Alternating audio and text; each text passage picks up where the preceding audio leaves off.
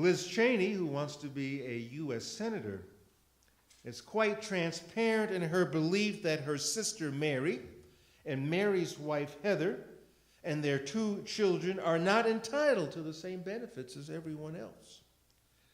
I consider this a Puritan hangover from the time when it was pronounced in no uncertain terms that only a few people get it right in life. And those who are outside the narrow norm might as well be treated like witches. And Liz demonstrates how unscrupulous a person can be in pursuit of success, an obvious pathway to salvation. I cannot help but think that creating a little distance between ourselves and the wedge issues that divide us would begin a much-needed process of healing. Our inability to comprehend one another's basic worldview divides us as a family, divides us as a nation, and as a world. It makes for a pretty intolerable situation as we form greater antipathy towards those on the other side of the divide. There is so much we can learn about worldviews by simply obtaining a view of the world, literally. I call to mind an international group of astronauts who have seen Earth from space. An astronaut from Saudi Arabia commented, "The first day or so, we all pointed to our countries. The third or fourth day, we were pointing to our continents. By the 5th day, we were aware of only one Earth." And from an American astronaut, suddenly from behind the rim of the moon, in long, slow-motion moments of immense majesty, there emerges a sparkling blue and white jewel, a light, delicate sky blue sphere laced with slowly swirling veils of white, rising gradually like a small pearl in a thick sea of mystery. It took more than a moment to fully realize this is Earth. This is home. And all the astronauts, Russian, Saudi, American, Chinese, Japanese, and more, all with radically different worldviews before their space journey, testified a profound change in their way of seeing people and places. Their identification of family expanded from kin to all humans.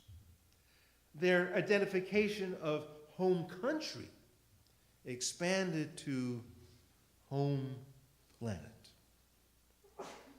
And regardless of their personal theologies, if they had any, they gained a perspective on the enormity of life and the universe and the pettiness of individual want.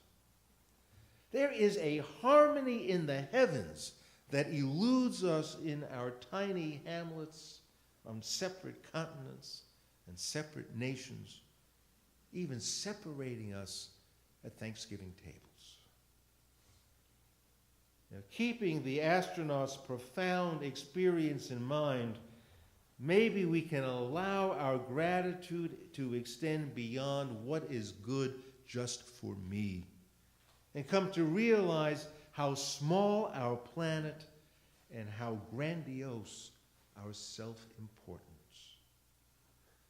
Then this tradition of Thanksgiving can begin to bring us a better perspective on the enormous blessings that this rare gift of life affords us all. The view from a distance reveals that it is unconscionable to believe there are distinctions among us that warrant privileges for only a few. The time has come, I believe, to shed our Puritan legacy and begin to see the blessed unity in all of life so that it is apparent that we need to strive for this unity becomes apparent when we're able to gain just a little bit of distance from this all. The visions of countries and continents vanish in the immensity of the universe. We need love and wisdom to build up this tiny world. And we need to speak a common language of gratitude for the blessings of life we all share. But may our prayers around the table this Thursday speak of hope, a hope that we can move closer together as a national and international community. We are, after all, such a tiny rock, hurling and twirling through space around a sun that provides a livable habitat. People and animals, forests and rivers, mountains and valleys, love and friendship, children and grandparents, music and dance, poetry and art. All of it sacred. Let us give thanks.